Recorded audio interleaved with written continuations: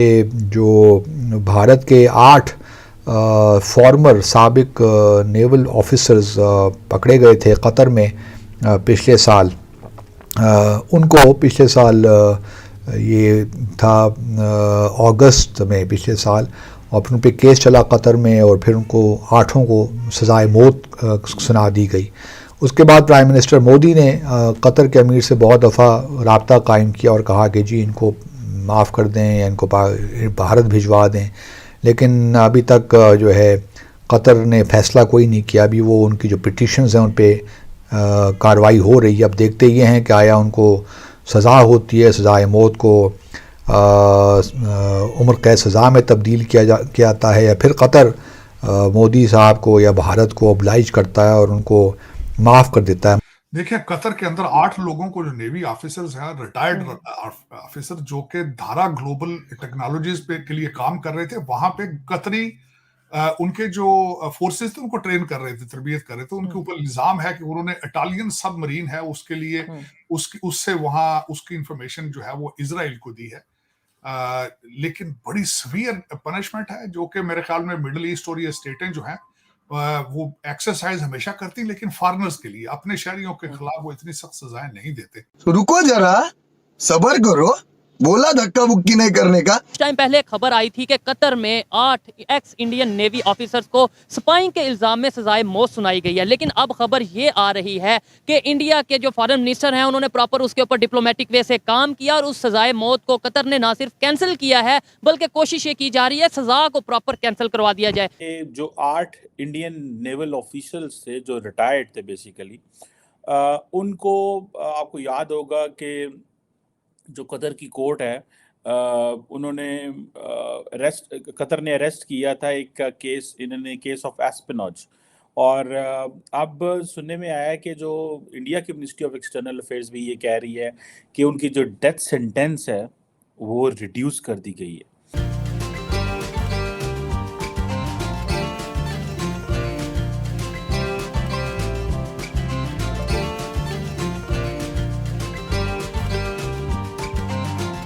उनकी diplomatic India की जीत है।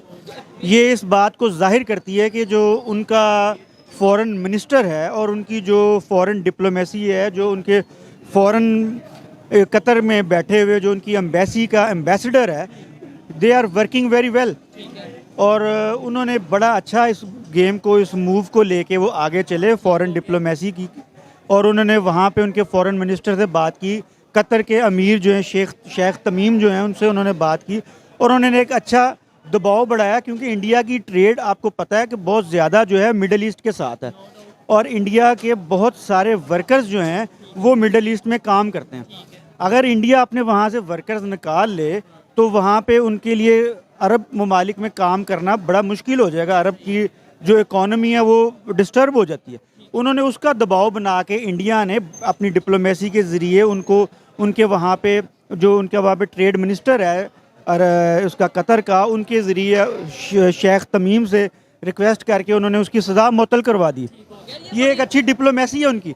अगर अब आपने जो सवाल किया कि पाकिस्तान को किस तरह होना चाहिए, पाकिस्तान की डिप्लोमेसी को किस तरह होना चाहिए और पाकिस्तान को किस तरह अपनी फॉरेन, पहले तो हम ये बात करेंगे as compare to India Pakistan की अगर इंटरनेशनल लेवल पे डिप्लोमेसी, पहले तो ये बताइए सर सिचुएशन क्या है। जी मैं उसी तरफ आ रहा हूँ कि जो हमारा अब कल की बात है, जो हमारा साबिक फॉरेन मिनिस्टर थे शाह महमूद कुरैशी, वो बड़े लर्नेड किस्म के आदमी, एचिसन से पढ़े हुए और ऑक्सफोर्ड से इंटरनेशनल लेवल पे अच्छी स्पीच करने वाले, अच्छी बात करने वाले, एक्सपीरियंस्ड बंदे, 2 दफ़ा वो फॉरेन मिनिस्टर रह चुके हैं। उनके साथ इतना गलत सलूक किया गया कि सुप्रीम कोर्ट के ऑर्डर पे उनको रिलीज़ कर दिया गया और फिर अडयाला जेल से उनको पकड़ के दोबारा गिरफ्तार करके थाने में जिस तरह उनकी तजलील की गई, पहले तो मैं उसकी मजम्मत करता हूँ, इस तरह नहीं करना चाहिए।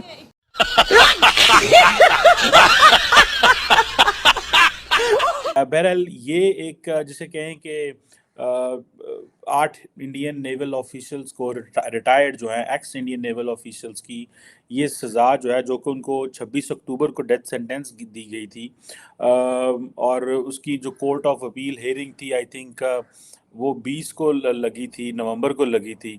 हेयरिंग उनकी 23 को शुरू हुई और अभी सुनने में आ रहा है कि ये चीज़ें हुई। आपको याद होगा कि 1 जो थी आई थिंक उसमें अमीर ऑफ कतर जो थे 1 दिसंबर if I am not wrong, amir of Qatar जो थे उनकी दुबई में मोदी साहब से मुलाकात हुई थी। और मैंने तब भी ये कहा था, if you have been watching me, मैंने कहा था कि जो प्राइमरी एजेंडा था प्राइम मिनिस्टर मोदी के लिए कतर की अथॉरिटी से वो यही था। और इंडिया ने बड़े इसको जिसे कहते हैं ना दौरे भी नहीं किए और काम भी निकलवा लिए। यही नहीं, अभी और सुनिए। देखिए होता ये है कि फॉर एग्जांपल एक होता है doctor Jaishankar, national security adviser, वज़ीर आज़म, या कोई बंदा बार बार वहाँ पे जा रहा है और लेकिन गए कोई नहीं है वहाँ पे बगैर जाने के ही उन्होंने मसला हल कर लिया है।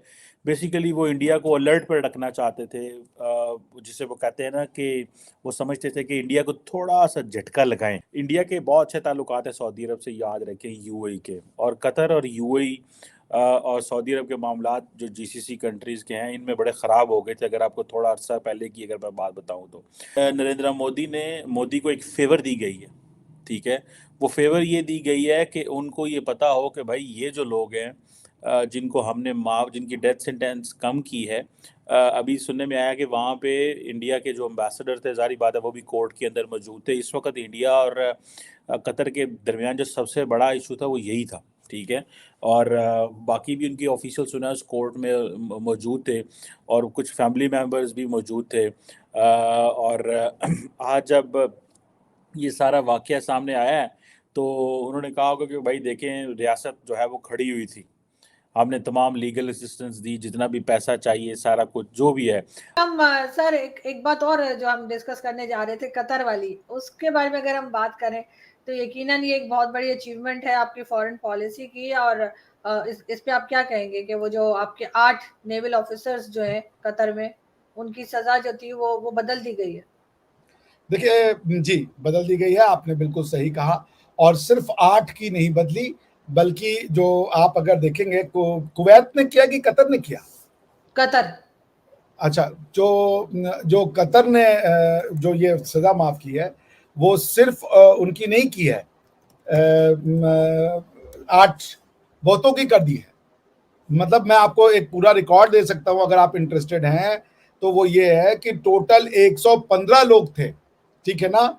115 में से जो 15 लोग थे उनकी डेथ सेंटेंसेस को कम कर दिया गया है और उसके अलावा मतलब इस तरीके से की गई। तो ये 8 जो हमारे नेवी के थे, ये एक बहुत बड़ा डिप्लोमेटिक स्टैंड, जो डिप्लोमेटिक विक्ट्री आप कह लीजिए पाकिस्तान इंडिया की है। और ये संभव हुआ है सिर्फ और सिर्फ, मैं तो क्रेडिट दूंगा प्रधानमंत्री मोदी के पर्सनल करिश्मा को।